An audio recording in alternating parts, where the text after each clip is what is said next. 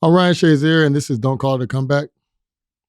Hey there, Shazier. I'm Dave Dameshek. And yeah, we're going to break format this week to have what I figure is going to be a tough conversation about what's going on with Bills safety Damar Hamlin after his injury. We're recording on Wednesday, January 4th. Damar remains in critical condition after suffering cardiac arrest on the field on Monday Night Football. He collapsed, as I'm sure you've probably seen at this point, after he made a tackle against the Bengals, and then he spent several minutes on the field with players in tears and otherwise around the medical personnel performing CPR. And according to reports, he had to be resuscitated right there on the field. He's received positive test results as of late Tuesday night and some anecdotal, more good news come Wednesday morning, but he's still sedated in the ICU. A terrifying experience for anybody to witness, but I imagine even more so for you, Shazier. My mind immediately went to you as soon as I saw it. Deja vu, the worst possible kind. The audience may know you suffered a serious spinal injury on that exact same field in Cincinnati and had to be taken to the exact same hospital for what we now know to be a life-changing injury. So let's start there. How did you feel when you saw Damar collapse the other night? I'm gonna be honest. It was kind of scary to me, but then also with me being in a situation where I was in a game, millions of people watching a Monday night game in Cincinnati. It To me, it was almost surreal and almost just kind of it kind of threw me back. Like, it was another reason we were having this podcast a day later is because I couldn't talk uh about how I was really feeling because I just didn't know how to feel. My emotions were all over the place. And I understand that Damar's situation is completely different than mine, but to be in a situation on a Monday night game playing and just thinking that everything's going to be okay, and then now Damar is fighting for his life is a situation where you just don't know how to react. You just don't know how to respond. And I'm gonna be completely honest with you. With me going through what I went through, it almost make like the injury almost made me almost like numb to pain and numb to or cold to pain. And it was really hard for me to watch that because Damar is a great guy. He's a great human. I met him a few times. I've talked to him a few times when he was at Pitt. He's from Pittsburgh. And it was really tough for me to watch. I was actually dozing off a little bit before the game, before this actually happened. And when I actually watched it, I literally didn't go to sleep until about 4 o'clock in the morning. I'm not surprised, I guess, to hear you say that because, like I just said, and I'm sure there are, hundreds, thousands, millions of people, maybe for better or worse, who pretty quickly jumped to, boy, 5 years ago, Ryan Shazier in the same basic spot. And as a matter of fact, 2 weeks ago, you and I got together and we broke format on Don't Call It a Comeback so that we could deep dive into your personal story. And so it was weird for me, for lack of a better word, to the last few days, because a lot of those beats of the immediate, what happened immediately after Hamlin's injury and the transportation to the hospital, it really, obviously for me, having heard you just tell those stories, about your experience, it was terrible, overlap on that Venn diagram. Did you, first of all, watching that, because people immediately took to, it's something we talked about when we talked about your injury, the expectation of the players that the game was going to resume and whether or not there was a will for the game to resume on the part of the players. This time around, there was something different about it. There was a severity to what was going on with you that was clear if to me watching it on TV.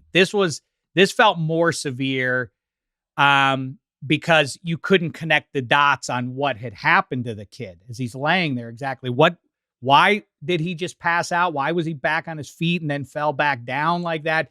It was downright scary on a human level. I guess, first of all, everybody has jumped in to announce the game doesn't matter. But of course, we know that that was the first thought of the league. What did it occur to you? Boy, this is worse in some way than what happened to me. And whereas I know you said at the time, oh yeah, I expected the Steelers were going to and Bengals were going to keep playing that game. Did you anticipate a push to just stop that game on Monday night? So I'm gonna be completely honest with you. I didn't understand what was going on when this happened. So for me, I you know I thought the game was going to continue. I thought it was more of a situation where he got hurt really bad. And then once I heard Joe Buck and Troy Aikman say, hey, he's getting CPR, that's when I was like, oh, hold up, this is a completely different situation. And because we have been conditioned as football players, when somebody gets hurt, the game continues to move on. And when my injury, the game continued to move on. But there was a lot of guys in that stadium, a lot of guys on my team that didn't, I don't even think they had to play. But I don't think if they were asked, hey, do you think you could play, that you could play right now? I actually talked to a former teammate of mine who's played for the Buffalo Bills, and he was there at the situation. He's seen everything happen. And he was telling me, Ryan, like, if they asked guys to play, I don't think it would have been possible. It was so many guys that were shooken up in that moment. I don't think that you could have asked, hey, we need you to step in and make a football play at a high level. He told me it was just so many guys that were all over the place and just emotionally checked out. Some guys, and I think it was probably the same way with me, but when you hear somebody's getting CPR on the field, when you hear doctors saying things, medical terms that you don't understand, but it doesn't seem okay. When you have guys on both sides of the team, both sides of the field crying, and you just see their faces, that's when I knew, hey, yeah, they're canceling this game. But when it first happened and he was on the field for about 5 minutes, I didn't understand what was going on. I was like, this game is 100% going to continue because that's how the football is. If somebody gets hurt in a high school football game, the game continues. If somebody get hurt in a college football game, the game continues. And it's the same thing in the NFL. But I think when it's at this magnitude, that's when guys look back and say, hey, we can't have this guy. We can't allow guys to continue to play because football is a very dangerous game. We've seen this on Monday. But it's also a very emotional game. And if somebody's emotions are in the way, there's no way that they can continue to play football if they can't control their emotions, especially after seeing that their brother is fighting for his life. Well, let's talk specifically about, he's resuscitated on the field and then put on the ambulance on the field. Obviously scary, but probably even heavier for you than anyone else out there because, like we say, you went through the same thing. Did it summon some terrible personal memories for you of being in that same situation? And like I say, that deja vu, and more importantly, projecting forward, is there anything that you would say on the heels of that as Damar is hopefully, inching towards recovery here, anything you would say to his family right now that they would need to hear, and something that the football community needs to hear, how they regard his family and Damar personally in these next few days or weeks? So the first thing I'm gonna say, first of all, is, and I don't understand, I don't know if people that listen to this podcast are believers in God, but the first thing I'm gonna tell them to do is trust God, continue to have positive faith. Faith can move a mountain. The faith of a seed can move a mountain. And the biggest thing for me, it definitely brought back a lot of bad memories for me because I just went back and just thought about everything I had to endure with me getting hurt. And another thing that made it really even worse is I know a lot of people were wishing me the best, but then also a lot of people were saying, hey, I'm praying for you and I hope you're okay. I hope you can overcome this. And to me, it was just a lot. It was almost overwhelming for me. And I just, for his family, the biggest thing I'm gonna say is just stay positive and constantly speak positivity into Damar. I understand right now he's in intensive care, he's sedated. And the biggest thing is just constantly pour positivity into him, because if he can't hear you, that's all you want. That's all you want to continue to have, and because at the end of the day, I've always felt the more positive you are, the more you believe is the more likely good things happen. So I feel that was one of the reasons I was able to overcome where I overcame. But to me, I still feel like I fight pain every single day because of what I went through. And so for me to see that happen, it it was almost like just reliving that pain all over again. So, but the biggest thing I would just say is stay positive, because I feel like that's how I've been able to overcome. That's how I've been able to step forward. But I don't think it's something that I will ever be able to truly forget about or move on from.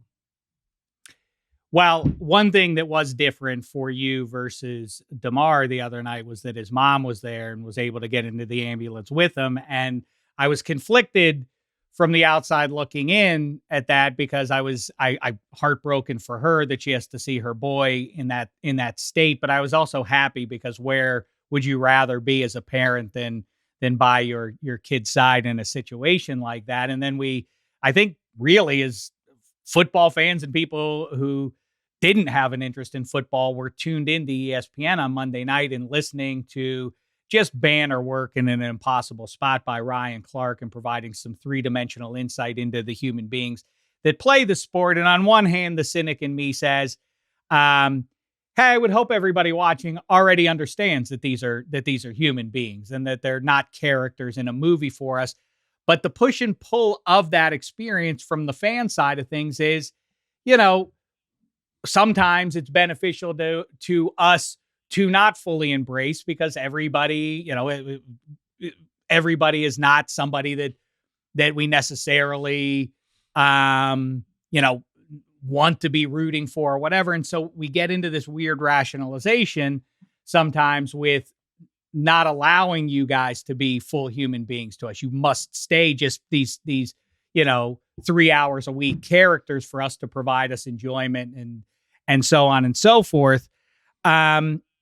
But I think the other side of that is too, that as everybody is very cautious right now to say, hey, I'm still a football player, and from the other side, I'm still a football fan, and I'm going to keep watching. I think people are a little bit nervous to say that right now, but talk about the fact that as Ryan Clark was talking about, is there's a real love for football. That is a recurring theme with you, even after your injury, is I love football. That's why I'm out there. And you're still not even angry or you feel betrayed by the game because you love it so much. And so how do we reconcile that? How do the Buffalo Bills now? We don't know what's going to happen with the regular season and the playoffs and everything else in terms of scheduling. But what do you say to the Buffalo Bills, and what do you say to the audience watching the Buffalo Bills and otherwise going forward about that? For all the danger, football is a game that these people mostly are playing out of a passion. It's not just a paycheck. Or correct me anything I just blathered on about there. Correct anything that I'm wrong about based on what I just said. No, you're not wrong. Like I even said it when I was in California on the Colin Cowherd show. If I can get a magic wand and be able to play football again right now, I would, and with everything I went through, to see what Damar went through last night, to see what so many other people have gone through, I would still play the game of football, because at the end of the day, I've been playing football since I was 5 years old. And the only thing I've known longer than football is my mom and my dad and my little brother, basically obviously my family. But other than that, I don't know any. I haven't even known my wife as long as I known football. And I love my wife to death, but I haven't even known my wife as long as I've known football. So for a lot of guys, they're in the same type of situation as myself. They've been playing the game of football since they were kids, and you get a thrill from the game of football that you can't get anywhere else. I have friends that are billionaires and millionaires, and and they want to be part of a team just as bad as, guys want to be billionaires. Rappers want to be athletes because it's just the thrill of playing the game and just having fun and doing something that you truly love. And then now guys are getting paid handsomely for doing something that they love. So one thing that people do get confused with is that everybody in this world has a gift. Everybody has a gift. You have a gift, I have a gift, our producers have a gift. And the thing is that a lot of people forget to realize is our gift, a lot of our gifts is playing football or playing a sport or being an actor or being a comedian. And a lot of people fail to realize is that this is a gift, like you were given a gift as well. And sometimes people forget that we're just using our gifts to provide for our family and do what we love to do. And people sometimes think that the gift is for them, and God gave us a gift to allow us to, entertain, allow us to provide, to allow us to, spread his word. But it's also, people have to realize that I was born the same way you were born. Obviously, everybody's born a little bit different. Some people premature, some people, C-section, some people not. But everybody's born the same way. They have a mother, they have a father, they were born. I was taught this at a very early age. Musicians are taught at an early age how to sing. Comedians are taught at an early age that people think they're funny. And I think a lot of times people forget that you were taught things and you were studying things when you were young doesn't mean that that's who you are. A lot of times athletes and comedians and actors, everybody think that's who they are because of the gift that they have. But a lot of people fail to realize that we're just as human as anybody else. When you take your kid to the circus, you want to enjoy your kid and enjoy the time with your family just like anyone else. But when somebody sees Tom Brady at a circus, everybody feels like, hey, Tom Brady is here so I can get a picture. Or LeBron is here so I can get a picture. And they fail to realize that this is a moment that you're taking away from their family so you can be entertained. And people fail to realize that some of us are entertaining people every single day. Some of us are entertaining people every single week. Like LeBron plays 82 basketball games and the playoffs. That means he's taking 3 hours that everybody sees from his family, 2 or 3 times a week, sometimes 4 times a week. And then also the practice that he takes away from his family as well. And people forget about how much time we take away from our families and ourselves to actually do what we have to do to entertain others. And sometimes people forget that. And I think that it's really important that people understand that athletes are people too. Because I remember I got hurt and people was like, man, how did you get hurt, man? Like, you can't get hurt. You too good to get hurt. And I'm like, you don't choose to get hurt. I don't know any person that chooses to get hurt. I know people that choose to sit out of practices. I know people that choose to say, hey, today is not my day. But I don't know anybody that would choose that, hey, I don't want to play football anymore. I don't, I choose to have a spinal cord injury. I choose to have, to be in cardiac arrest. People think that it's like a video game. We could just reset and just go back out there and do it all over again. And football is a gladiator sport. Everybody that signed up to play football understands that there is some type of high risk of injury. There's nobody that plays the game of football that has not got hurt. Unless, you only play for, a day or two and you got hit hard enough and you're like, oh man, this doesn't feel good. And you keep on moving.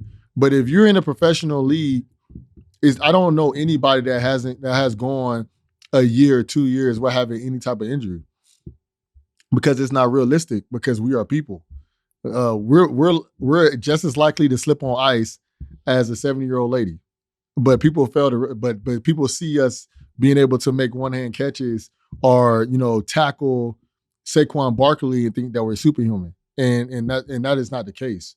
So to me, it was very difficult for me because even to this day, I love playing football, and people tell me to this day, Ryan, when you play, you were my favorite linebacker. You're still my favorite linebacker to this day.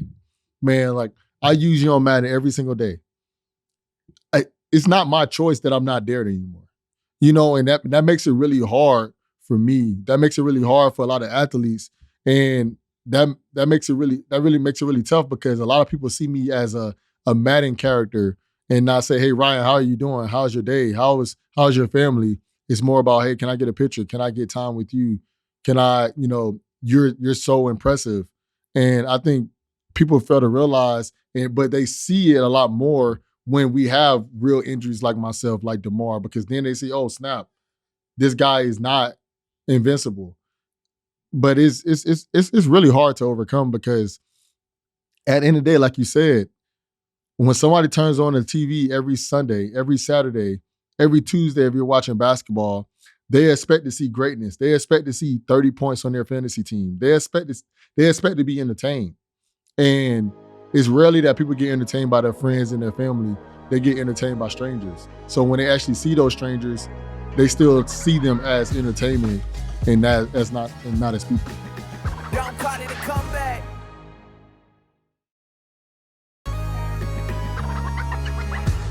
Well, right. That's there's a certain genuflection to people who you don't know doing stuff that you couldn't do. Odell Beckham, one hand catcher otherwise, and there's a distance there, and there's an understanding that we can't do that. But I think now collectively, from the fan side of things, performance artists aside, people who immediately question whether they're on TV or otherwise. Well, what are we going to do about this game? What are we going to do about this game? I can give a professional sports league a certain amount of grace when they don't know exactly what's happening in those immediate moments after that to say, so what do we do here? Do we continue the game in a few minutes or otherwise? They didn't have all the information. I also think that there's been a lot of pushback on the idea of anybody who has talked about, but what about the games? And it is gross. And I think it has a lot to do with the timing of it, because there's a guilt on the side of football fans now. And I think there's a need for the permission from football players on some level to say, we understand the risks and we're going to keep on playing here. It creates generational wealth. I've talked to a lot of guys in the league who will say that. I understand the risks to my physical well-being long-term. It's worth it for me for what it is doing and will do for generations of my family. But beyond that, we understand the risks. We have to tamp them down. We can't allow, when we're out on the field, to be worried about injury all the time. But we understand that those risks, and severe as they are, do exist. So, I assume that we're in this weird space right now, but at some point, sooner rather than later, pro football in the front offices, someone's going to flip a switch and say, back to football. And then I wonder, how do fans, is it okay for us to still be enjoying this? Does this make us deficient as human beings, that we aren't appreciating that enough? Because the players themselves also have to take that mindset to some degree, that I'm invincible when I'm out here, because otherwise you can't play the game if you're afraid, right? Yeah, most guys obviously understand that the game is going to continue to go. Like, the game is not going to stop. There's games going to still be played Sunday. There's games going to be played. Bowl games going to be played this week. And the national championship is going to be played Monday. So things are going to still happen. And guys understand that. Guys, I think people just need to understand that when we have situations like this that are very critical, very serious, at that moment, the game doesn't matter. Like right now, what matters the most to the Bills is that Damar is okay. But unfortunately, the Bills are going to still have to play Sunday because they have a game. To be honest, this Bengals and Bills game, I don't think it needs to be played. And the reason I feel like it doesn't need to be played, because no matter what, I think the Bengals and the Bills are going to make a decent run into the playoffs. Secondly, I understand that it was for a home field advantage. And both of those teams will obviously want home field advantage at this time. But I think both of those teams will be okay and say, hey, we're fine with not playing. We're cool taking a tie. We're cool not playing a game and just doing what we think is best, because right now, I don't think anybody is ready to play a football game. And so to me, I think it's okay to let that game go by. For the games moving on, guys understand, hey, there's a risk at playing the game of football. There's 32 teams that are projected to play Sunday, and all 32 are going to play. unless, something happens with the Bills and they say, I don't think you guys should play, but everybody else in the league is going to play the game. And I think guys will say it's okay for fans to still enjoy the game. But I think fans should also understand that, hey, just know that we're playing a game that a lot of people aren't willing to play. We're doing something that a lot of people aren't willing to do. Like if I went out and tackled somebody on the street, they will sue me for assault or battery or whatever it's called. But if, I'm doing this every single day as my job. So people have to understand that with me assaulting another human being every single play, that there are risks. There are situations that people can get hurt significantly, like myself, like Damar, like Tua, or when Antonio Brown got hurt, all happened at the same venue on a night game. Just a very unfortunate situation. But these things can happen. And I think the biggest thing that people have to realize is that it's okay to enjoy the game. But when critical moments of the game happen, I think we have to understand that these guys, we are vulnerable people just like yourself. If you seen your best friend have the same situation that happened to Damar in a coffee restaurant, you will lose it. You will lose it.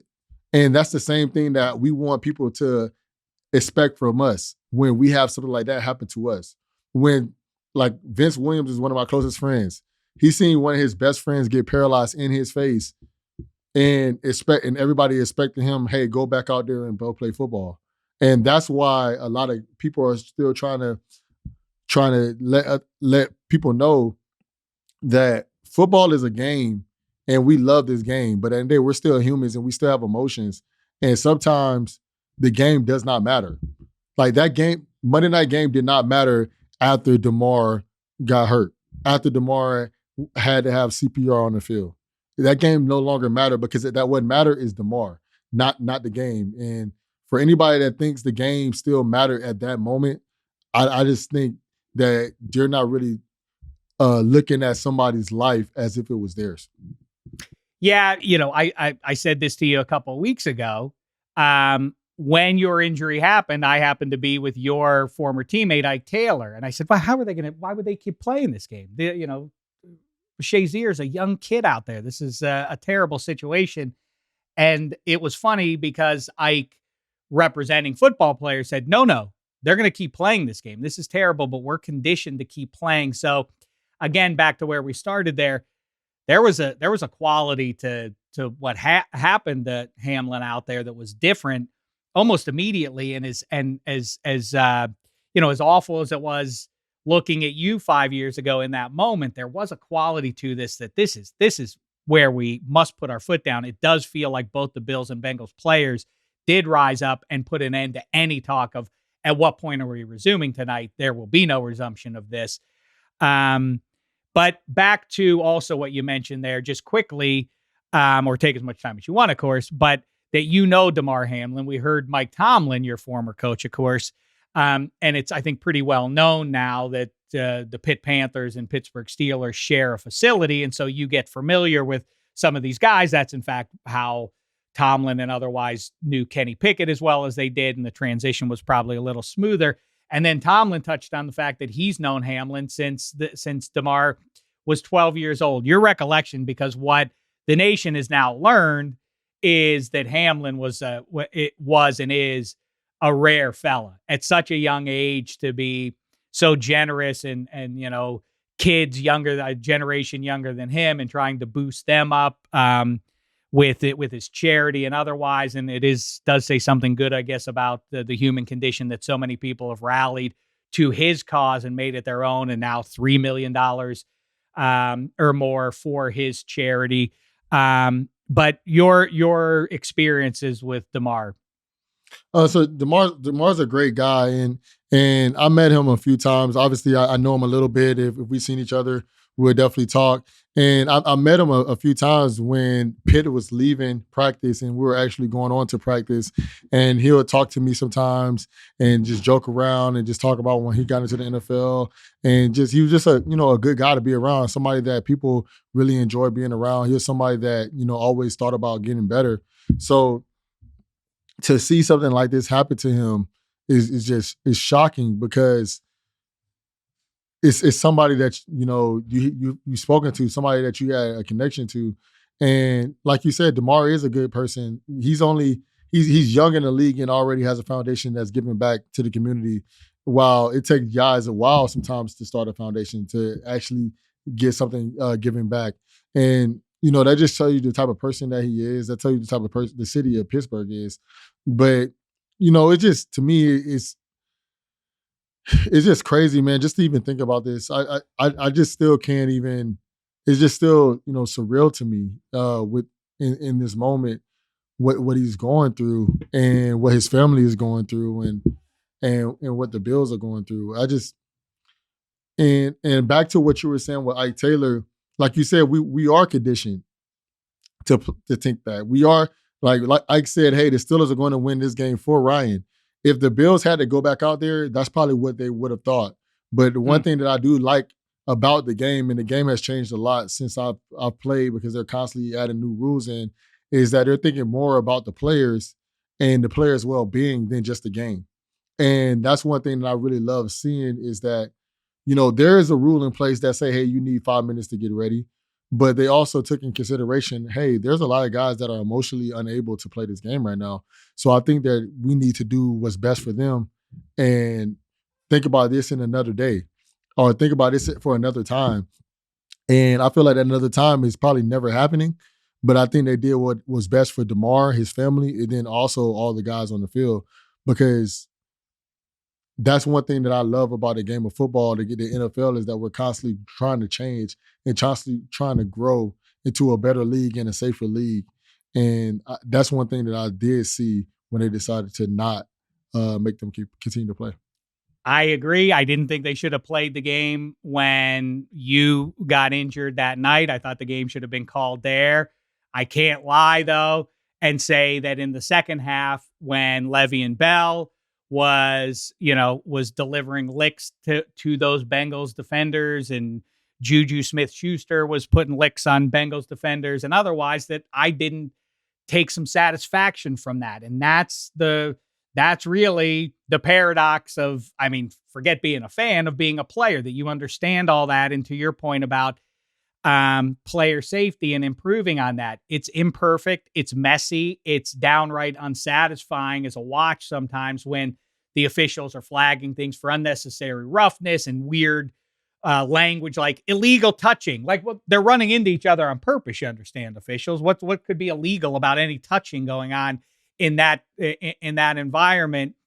But it's the point you make is to try to thread that needle as best you can. Bigger, faster, and stronger is a real thing. Ryan Shazier was moving a lot faster than his predecessors were 30 or 40 years ago, and those collisions are more severe. And so we have to try to reconcile that. And, it's messy, and it's, like I say, isn't always satisfying, but it's ultimately for the best. And I will say this: you talk about people coming up to take a picture with you because they loved watching you get that interception in Arrowhead and all of that. Now I suspect that Damar Hamlin or maybe his family is in need of Ryan Shazier in his new career, which is somebody who speaks with some knowledge and empathy about a situation, in the big picture that Damar is going through now. And I think, and I don't have to tell you this, I think you already know it. You said that you've gotten dozens of calls, and yes, people want to talk to you and get you on their radio show, just like a football league is what we got to keep the lights on here. I think radio shows and otherwise, let's talk to Ryan Shazier because he knows, but I think there is also some legitimate insight and counsel and otherwise that you can pay forward now to Damar Hamlin. And, I think that a lot of people thought of you on Monday night and, went back into those feelings. But part of me also is happy that you are there as a resource. I mean, hearing your story that you went through on this show 2 or 3 weeks ago, and then for our next show to be this one is sadly ironic. But, like I say, maybe the bright light is that, in the coming days or weeks when it's appropriate, you and Damar's family can try and make some sense of next steps and what this means. And, if Damar isn't able to go back to football, what that means for the rest of his life, how you lead a full life once you have what your passion is taken away from you on some level. So, I say, I'm not glad you're in the situation you're in, but I'm glad you're around and a voice and willing to use it to try and help out in situations like that. The biggest thing I tell, guys all over the league and just people in general is I think one of the reasons I did get hurt is to allow me to be an impact on others, to be able to let them know that I'm here, let them know that I've overcame this and you can do the same, to be somebody that can help change, lives and just help others understand that just because you're in a difficult time doesn't mean it's going to last forever. So I think that I would definitely love to be able to communicate with them if they need anything, or if they need any support or need any help. I would love to be any type of support system I can for them, because at the end of the day, I feel like that's one of the reasons I got hurt, is be able to give back and support individuals that's going through unfortunate situations like this one. So I definitely love playing the game of football. Like I said, if I can wake up and play right now, I might be a little too old. I'm 30 years old now, but I would definitely still do it. But at the end of the day, my calling is to be able to help individuals, help families like Damar's if they would need help. But the one thing that I believe and I'm going to pray about is that allow Damar to get back on his feet, allow him to get 100% healthy again. And so he can be able to play the game, so he can be able to, be the father that he wants to be the husband that he wants to be the son that he wants to be. That's my prayer, to allow him to get back on his feet and have the opportunity of giving back like I have. So that's one of the things that I pray for Damar. But if they need anything from me, I'm always here for them. I'm always willing to give time to help out. Well, you and he both seem lucky in that you have a great group of the family and friends that you have around you. Pretty prominent from Damar's side of things with his family the last few days, how clear and important that is to him. And it's not the main thing right now, but of course I'm sorry for you to have to kind of relive all that, seeing it again. And sadly, I don't imagine it's the last time we're going to see something terrible like that. But good on you, Shazier, for having this conversation today. Sure, not terribly easy for you, but we wish all the best to Damar Hamlin, his family, and otherwise. Go give to his charity like so many other people have. That's one nice little thing that can come out of all this. And we'll hope for some good news on Damar, and we'll be back with our regular show. Don't call it a comeback in 1 week from today.